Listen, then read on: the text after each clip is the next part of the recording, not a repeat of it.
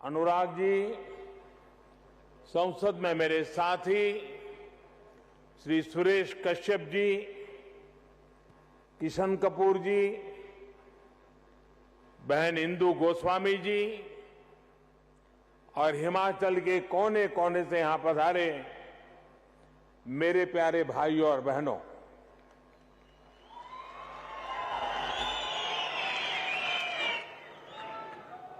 इस महीने काशी विश्वनाथारे दर्शन करने बाद आज इस छोटी काशी मंच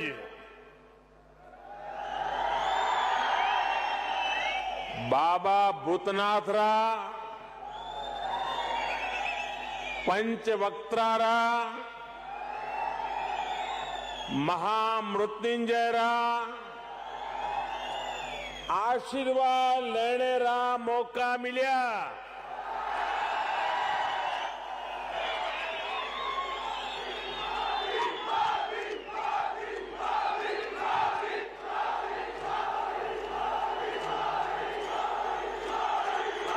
देवभूमि रे सभी देवी देवतियां जो मेरा नमन। साथियों,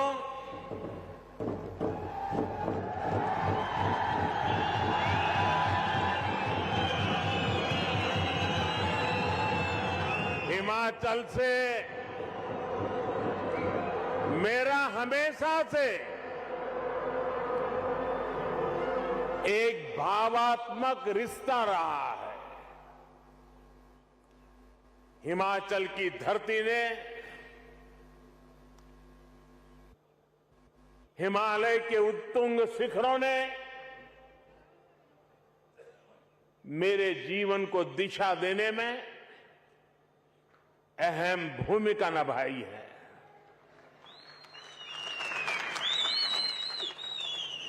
और आज मैं जब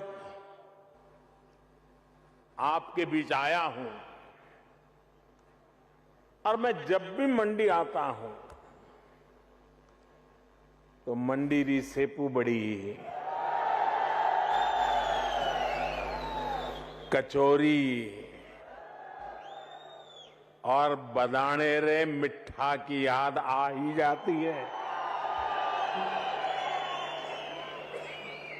साथियों, आज डबल इंजन की सरकार के भी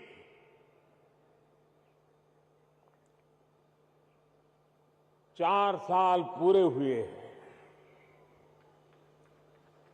सेवा और सिद्धि के इन 4 सालों के लिए हिमाचल के जनता जनार्दन को बहुत बहुत बधाई देता हूं। और इतनी बड़ी तादाद में और ऐसी कड़ाके की ठंड में हम सबको आशीर्वाद देने के लिए आना, इसका मतलब ही है कि इन 4 साल में हिमाचल को तेज गति से आगे बढ़ते हुए आपने देखा है। जयराम जी और उनकी परिश्रमी टीम ने हिमाचल वासियों के सपनों को पूरा करने के लिए कोई कोर कसर नहीं छोड़ी है। इन 4 वर्षों में 2 साल हमने मजबूती से कोरोना से भी लड़ाई लड़ी है और विकास के कार्यों को भी रुकने नहीं दिया। बीते 4 सालों में हिमाचल को पहला एम्स मिला, हमीरपुर, मंडी, चंबा और सिरमौर में 4 नए मेडिकल कॉलेज स्वीकृत किए गए।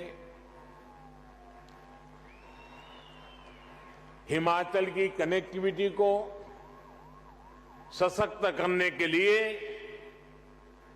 अनेक विध प्रयास भी जारी हैं। भाई और बहनों, आज यहां मंच पर आने से पहले मैं हिमाचल प्रदेश के औद्योगिक विकास से जुड़े कार्यक्रमों में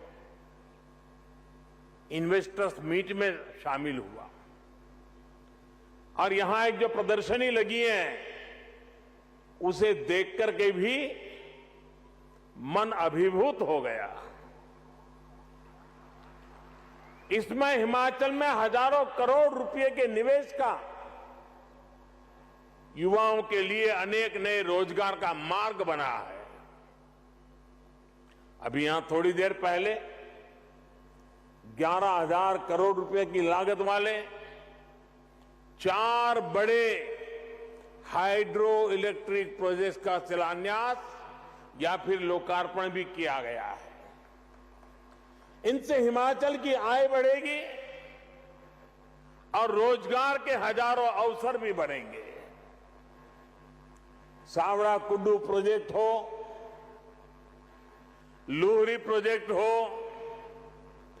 धौला सिद्ध प्रोजेक्ट हो या रेणुका जी प्रोजेक्ट, ये सभी हिमाचल की आकांक्षा और देश की आवश्यकता की पूर्ति दोनों के माध्यम से होने वाली है। सावड़ा कुड्डू बांध तो पियानो की आकृति वाला एशिया का पहला ऐसा बांध है। यहां पैदा हुई बिजली से हिमाचल को हर वर्ष लगभग 125 करोड़ रुपए की आय होगी। साथियों, श्री रेणुका जी हमारी आस्था का अहम केंद्र है। भगवान परशुराम और उनकी मां रेणुका जी के स्नेह की प्रतीक इस भूमि से आज देश के विकास के लिए भी एक धारा निकली है। गिरी नदी पर बन रही श्री रेणुका जी बांध परियोजना जब पूरी हो जाएगी तो एक बड़े क्षेत्र को इससे सीधा लाभ होगा। इस प्रोजेक्ट से जो भी आय होगी उसका भी एक बड़ा हिस्सा यहीं के विकास पर खर्च होगा। साथियों, देश के नागरिकों का जीवन आसान बनाना, ईज ऑफ लिविंग हमारी सरकार की सर्वोच्च प्राथमिकता है और इसमें बिजली की बहुत बड़ी भूमिका है। बिजली पढ़ने के लिए, बिजली घर के काम निपटाने के लिए, बिजली उद्योगों के लिए और इतना ही नहीं, अब तो बिजली मोबाइल चार्ज करने के लिए, उसके बिना कोई रह ही नहीं सकता।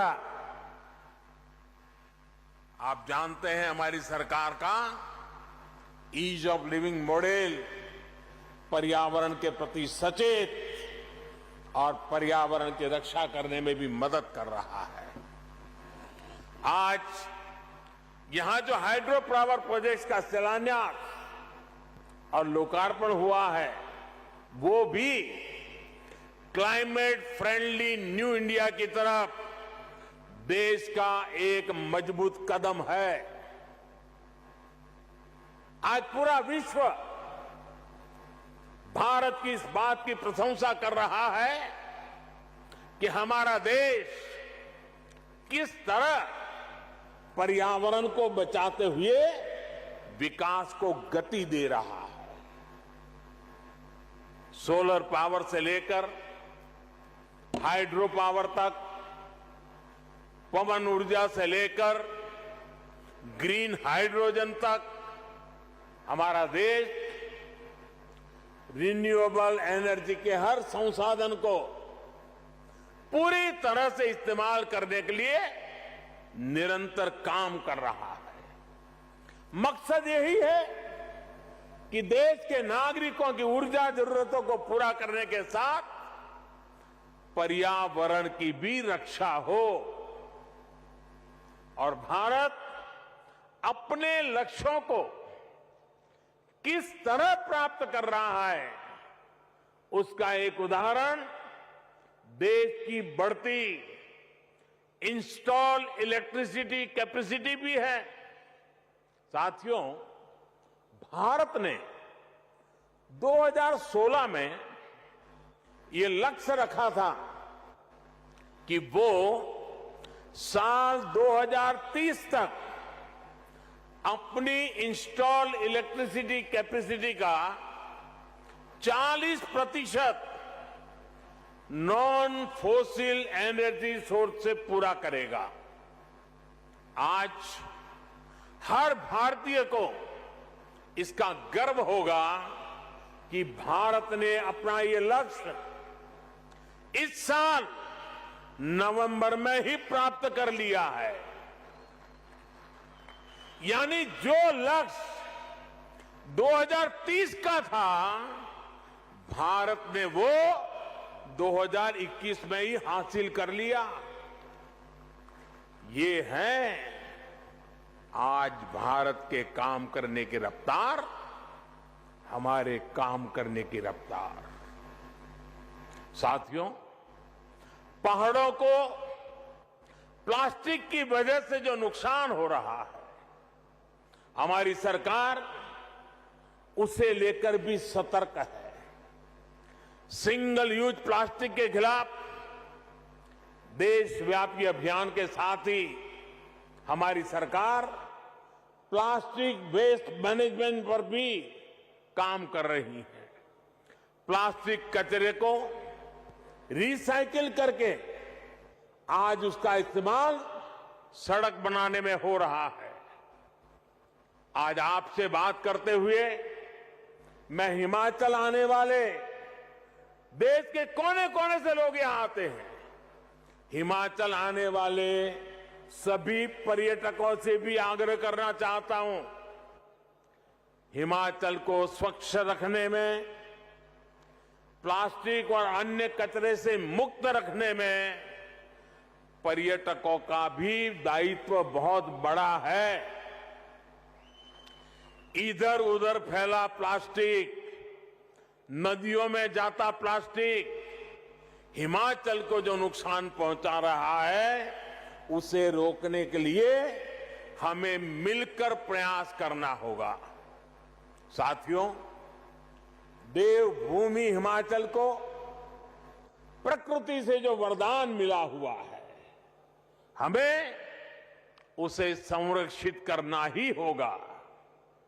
यहां टूरिज्म के साथ ही औद्योगिक विकास की भी अपार संभावना है। हमारी सरकार इस दिशा में भी लगातार काम कर रही है। हमारा जोर विशेष तौर पर फूड इंडस्ट्री, फार्मिंग और फार्मा पर है और यहां फन तो है ही है। टूरिज्म का फन हिमाचल से बढ़कर कहां मिलेगा। हिमाचल की फूड प्रोसेसिंग इंडस्ट्रीज में विस्तार की बहुत क्षमता है। इसलिए हमारी सरकार मेगा फूड पार्क से लेकर कोल्ड स्टोरेज इंफ्रास्ट्रक्चर को मजबूत कर रही है। फार्मिंग में नेचुरल फार्मिंग को, प्राकृतिक खेती को बढ़ावा देने के लिए भी डबल इंजन की सरकार निरंतर काम कर रही है। आज प्राकृतिक खेती से हुई उपज की दुनिया भर में मांग बढ़ रही है। केमिकल मुक्त कृषि उत्पाद आज विशेष आकर्षण का केंद्र बन रहे हैं। मुझे खुशी है कि हिमाचल इसमें भी अच्छा काम कर रहा है। राज्य में अनेक बायो विलेज बनाए गए हैं और मैं आज विशेष रूप से हिमाचल के किसानों का हृदय से अभिनंदन करना चाहता हूं कि उन्होंने प्राकृतिक खेती का रास्ता चुना है। मुझे बताया गया करीब करीब 1.5 लाख से ज्यादा किसान इतने छोटे से राज्य में और बहुत ही कम समय में केमिकल मुक्त प्राकृतिक खेती के रास्ते पर चल पड़े हैं। और मैं आज अभी प्रदर्शनी में प्राकृतिक खेती के उत्पाद देख रहा था। उसकी साइज भी इतनी लुभावनी थी, उसके रंग रूप इतने लुभावने थे। मुझे बहुत खुशी हुई। मैं हिमाचल के किसानों को इस बात के लिए हृदय से अभिनंदन करता हूं और देश भर के किसानों को आग्रह करता हूं कि हिमाचल ने जो रास्ता चुना है, यह रास्ता उत्तम किसानी का एक उत्तम मार्ग है। आज जब पैक फूड का चलन बढ़ रहा है तो हिमाचल इसमें बहुत बड़ी भूमिका निभा सकता है। साथियों, हिमाचल प्रदेश देश के सबसे महत्वपूर्ण फार्मा हब में से एक है। भारत को आज फार्मेसी ऑफ द वर्ल्ड कहा जाता है, तो इसके पीछे हिमाचल की बहुत बड़ी ताकत है। कोरोना वैश्विक महामारी के दौरान हिमाचल प्रदेश ने न सिर्फ दूसरे राज्यों बल्कि दूसरे देशों की भी मदद की है। फार्मा इंडस्ट्री के साथ ही हमारी सरकार आयुष इंडस्ट्री, नेचुरल मेडिसिन से जुड़े उद्यमियों को भी बढ़ावा दे रही है। साथियों, आज देश में सरकार चलाने के 2 अलग अलग मॉडल काम कर रहे हैं। एक मॉडल है सबका साथ, सबका विकास, सबका विश्वास और सबका प्रयास। वहीं दूसरा मॉडल है खुद का स्वार्थ, परिवार का स्वार्थ और विकास भी खुद के परिवार का है। अगर हम हिमाचल में ही देखें तो आज पहला मॉडल, जिस मॉडल को हम लेकर के आपके पास आए, वह मॉडल पूरी शक्ति से राज्य के विकास में जुटा हुआ है। इसी का परिणाम है कि हिमाचल ने अपनी पूरी वयस्क जनसंख्या को वैक्सीन देने में बाकी सबसे बाजी मार ली है।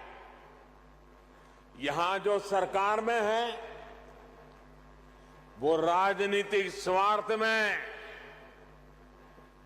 डूबे नहीं है, बल्कि उन्होंने पूरा ध्यान हिमाचल के एक एक नागरिक को वैक्सीन कैसे मिले इसमें लगाया है। और मुझे एक बार वर्चुअली इस काम में जुटे लोगों से बात करने का सौभाग्य मिला था। बड़ा प्रेरक, एक एक की बात इतनी प्रेरक थी। भाइयों बहनों, हिमाचल के लोगों के स्वास्थ्य की चिंता थी, इसलिए दूर दराज के क्षेत्रों में भी कष्ट उठा करके भी सबने वैक्सीन पहुंचाई। ये हमारा सेवा भाव, लोगों के प्रति दायित्व का एहसास है। यहां सरकार ने लोगों के विकास के लिए अनेक नई योजनाओं को लागू किया है और केंद्र सरकार की योजनाओं का भी बेहतर तरीके से विस्तार कर रही है। ये दिखाता है कि हिमाचल सरकार को लोगों की, गरीबों की कितनी चिंता है। साथियों, आज हमारी सरकार बेटियों को बेटों के समान अधिकार देने के लिए काम कर रही है। बेटा बेटी एक समान, और इतनी बड़ी मात्रा में माताएं बहनें आई हैं तो उनके आशीर्वाद हमें इस काम के लिए ताकत देते हैं। बेटा बेटी एक समान। हमने तय किया है कि बेटियों की शादी की उम्र भी वही होनी चाहिए जिस उम्र में बेटों को शादी की इजाजत मिलती है। देखिए, सबसे ज्यादा तालियां हमारी बहनें बजा रही है।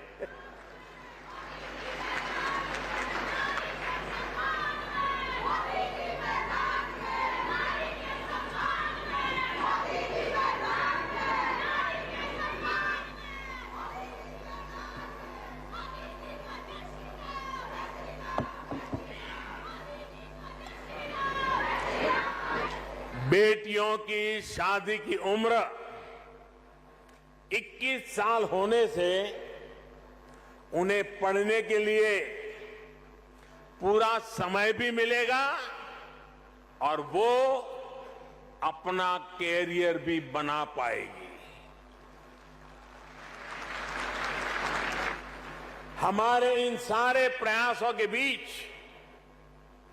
आप एक दूसरा मॉडल भी देख रहे हैं जो सिर्फ अपना स्वार्थ देखता है, अपना वोट बैंक देखता है।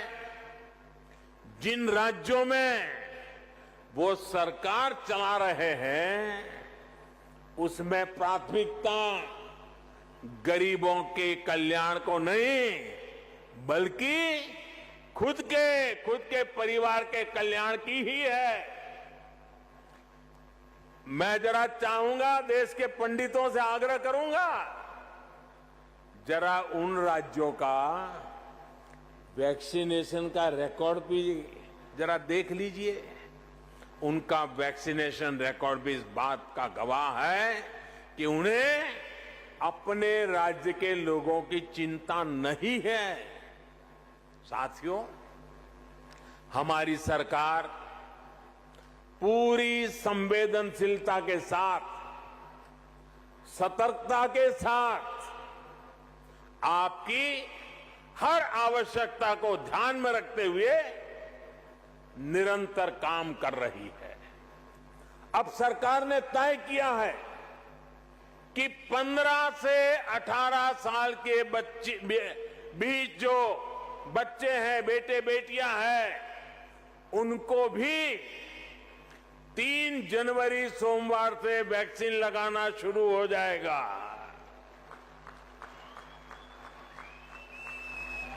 तीन जनवरी सोमवार से अभियान शुरू होने वाला है। मुझे विश्वास है हिमाचल प्रदेश इसमें भी शानदार काम करके दिखाएगा।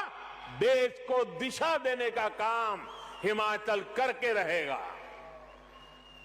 हमारे जो हेल्थ सेक्टर के लोग हैं, फ्रंटलाइन वर्कर हैं, वो पिछले 2 साल से कोरोना से लड़ाई में देश की एक बहुत बड़ी ताकत बने हुए हैं। उन्हें भी 10 जनवरी से प्रिकॉशन डोज देने का काम शुरू होगा। 60 साल से ऊपर के बुजुर्ग जिन्हें पहले से गंभीर बीमारियां हैं, उन्हें भी डॉक्टरों की सलाह पर प्रिकॉशन डोज का विकल्प दिया गया है। ये सारे प्रयास हिमाचल के लोगों को सुरक्षा कवच तो देंगे ही, यहां के लिए जरूरी टूरिज्म सेक्टर को भी बचाने में और आगे बढ़ाने में ये बहुत मदद करेंगे। साथियों, हर देश में अलग अलग विचारधाराएं होती हैं, लेकिन आज हमारे देश के लोग स्पष्ट तौर पर 2 विचारधाराओं को देख रहे हैं। एक विचारधारा विलंब की है, दूसरी विचारधारा विकास की है। विलंब की विचारधारा वालों ने पहाड़ों पर रहने वाले लोगों की कभी परवाह नहीं की, चाहे इंफ्रास्ट्रक्चर का काम हो, लोगों की बुनियादी सुविधा देने का काम हो। विलंब की विचारधारा वालों ने हिमाचल के लोगों को दशकों तक इंतजार करवाया। इसी वजह से अटल टनल के काम में बरसों का विलंब हुआ। रेणुका जी परियोजना में भी 3 दशकों का विलंब हुआ। उन लोगों की विलंब की विचारधारा से तद्दन अलग हमारा कमिटमेंट सिर्फ और सिर्फ विकास के लिए है, तेज गति के विकास के लिए है। हमने अटल टनल का काम पूरा करवाया। हमने चंडीगढ़ से मनाली और शिमला को जोड़ने वाली सड़क का चौड़ीकरण किया।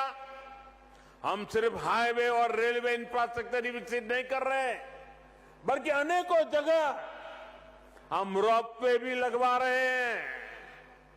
हम दूर दराज के गांवों को प्रधानमंत्री ग्राम सड़क योजना से भी जोड़ रहे हैं। साथियों, बीते 6-7 सालों में जिस तरह डबल इंजन की सरकार ने काम किया है, उससे हमारी बहनों के जीवन में विशेष तौर पर बहुत बदलाव आया है। पहले खाना बनाने के लिए लकड़ी के इंतजाम में हमारी बहनों का बहुत समय बीत जाता था। आज घर घर गैस सिलेंडर पहुंचा है। शौचालय की सुविधा मिलने से भी बहनों को बहुत राहत मिली है। पानी के लिए यहां की बहनों बेटियों को कितनी मेहनत करनी पड़ती थी, ये आपसे बेहतर और कौन जानता है। एक समय था जब पानी का कनेक्शन पाने के लिए ही कई दिनों तक सरकारी दफ्तर के चक्कर लगाने पड़ते थे। आज सरकार खुद पानी का कनेक्शन देने के लिए आपके दरवाजे पर दस्तक दे रही है। आजादी के 7 दशक में हिमाचल में 7 लाख परिवारों को पाइप से पानी मिला था। 7 दशक में 7 लाख परिवारों को। सिर्फ 2 साल के भीतर ही, और वो भी कोरोना काल होते बावजूद भी, 7 लाख से अधिक नए परिवारों को पाइप से पानी मिल चुका है। 7 दशक में 7 लाख कितने? 7 दशक में कितने? जरा उधर से भी आवाज आए, कितने? 7 दशक में 7 लाख। और हमने 2 साल में दिए 7 लाख और नए। कितने दिए? 7 लाख घरों में पानी पहुंचाने का काम। अब लगभग 90% आबादी के पास नल से जल की सुविधा है। डबल इंजन सरकार का यही लाभ होता है। केंद्र सरकार का एक इंजन जिस योजना को शुरू करता है, राज्य सरकार का दूसरा इंजन उस योजना को तेज गति से आगे ले जाता है। अब जैसे आयुष्मान भारत योजना का उदाहरण है, इस योजना को आगे बढ़ाते हुए राज्य सरकार ने हिम केयर योजना शुरू की और ज्यादा लोगों को 5 लाख रुपए तक के मुफ्त इलाज के दायरे में लाई। इन योजनाओं में हिमाचल के लगभग 1.25 लाख मरीजों को फ्री इलाज मिल चुका है। इसी प्रकार यहां की सरकार ने उज्ज्वला योजना के लाभार्थियों का विस्तार गृहिणी सुविधा योजना से किया, जिससे लाखों बहनों को एक नई मदद मिली। केंद्र सरकार इस मुश्किल समय में जो मुफ्त राशन पहुंचा रही है, उसको तेजी से हर लाभार्थी तक पहुंचाने का काम भी राज्य सरकार यहां कर रही है। साथियों, हिमाचल वीरों की धरती है। हिमाचल अनुशासन की धरती है। देश की आन बान और शान को बढ़ाने वाली धरती है। यहां के घर घर में देश की रक्षा करने वाले वीर बेटे बेटियां हैं। हमारी सरकार ने बीते 7 वर्षों में देश की सुरक्षा बढ़ाने के लिए जो काम किए हैं, पूर्व फौजियों के लिए जो निर्णय लिए हैं, उसका भी बहुत बड़ा लाभ हिमाचल के लोगों को हुआ है। 1 रैंक 1 पेंशन का दशकों से अटका हुआ फैसला, विलंब वाली नीति, वो अटका हुआ फैसला हो या फिर सेना को आधुनिक हथियार और बुलेट प्रूफ जैकेट देने का काम, ठंड में परेशानी कम करने के लिए जरूरी साधन संसाधन देना हो या फिर आने जाने के लिए बेहतर कनेक्टिविटी, सरकार के प्रयासों का लाभ हिमाचल के हर घर तक पहुंच रहा है। साथियों, भारत में एक बार पर्यटन और तीर्थाटन आपस में जुड़ते चले जा रहे हैं। तीर्थाटन में हिमाचल का जो सामर्थ्य है, उसका कोई मुकाबला नहीं है। ये शिव और शक्ति का स्थान है। 5 कैलाश में से 3 कैलाश हिमाचल प्रदेश में है। इसी प्रकार हिमाचल में कई शक्तिपीठ भी है। बौद्ध आस्था और संस्कृति का भी अहम स्थान यहां मौजूद है। डबल इंजन की सरकार हिमाचल की इस ताकत को कई गुना बढ़ाने वाली है। मंडी में शिव धाम का निर्माण भी इसी प्रतिबद्धता का परिणाम है। भाइयों और बहनों, आज जब भारत आजादी का अमृत महोत्सव मना रहा है, तब हिमाचल भी पूर्ण राज्य का दर्जा मिलने की स्वर्ण जयंती वर्ष मना रहा है। यानी ये हिमाचल के लिए नई संभावनाओं पर काम करने का भी समय है। हिमाचल ने हर राष्ट्रीय संकल्प की सिद्धि में अग्रणी भूमिका निभाई है। आने वाले समय में भी ये उत्साह जारी रहेगा। एक बार फिर विकास और विश्वास के 5वें वर्ष की ओर नव वर्ष की मंगल कामनाएं, आपको अनेक अनेक शुभकामनाएं। इतना प्यार देने के लिए, इतने आशीर्वाद देने के लिए मैं फिर एक बार इस देवभूमि को प्रणाम करता हूं। मेरे साथ बोलिए, भारत माता की, भारत माता की, भारत माता की। बहुत बहुत धन्यवाद। तो प्रधानमंत्री मोदी हिमाचल प्रदेश के मंडी में जनसभा को संबोधित कर रहे थे। वहां पर सरकार के 4 साल पूरा होने पर यह कार्यक्रम आयोजित किया जा रहा था। इसके अलावा प्रधानमंत्री मोदी ने आज कई परियोजनाओं का लोकार्पण और शिलान्यास भी वहां पर किया। अपने संबोधन के दौरान प्रधानमंत्री मोदी ने कहा कि सबका साथ, सबका विकास और सबका प्रयास, यही सरकार का मेन मकसद है।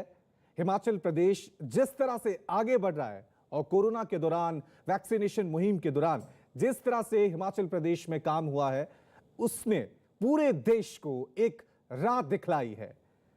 अब आपको हिमाचल प्रदेश के मंडी से तस्वीरें दिखा रहे हैं, जहां पर पीएम मोदी ने एक विशाल जनसभा को संबोधित किया। वहां पर बीजेपी सरकार को 4 साल पूरे हो गए हैं।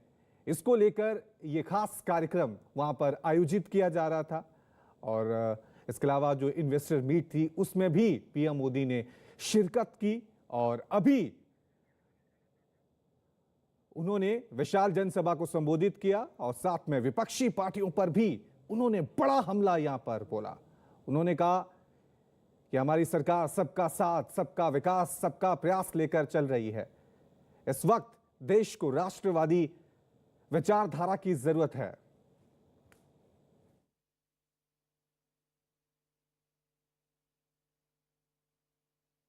साथियों, आज देश में सरकार चलाने के दो अलग अलग मॉडल काम कर रहे हैं।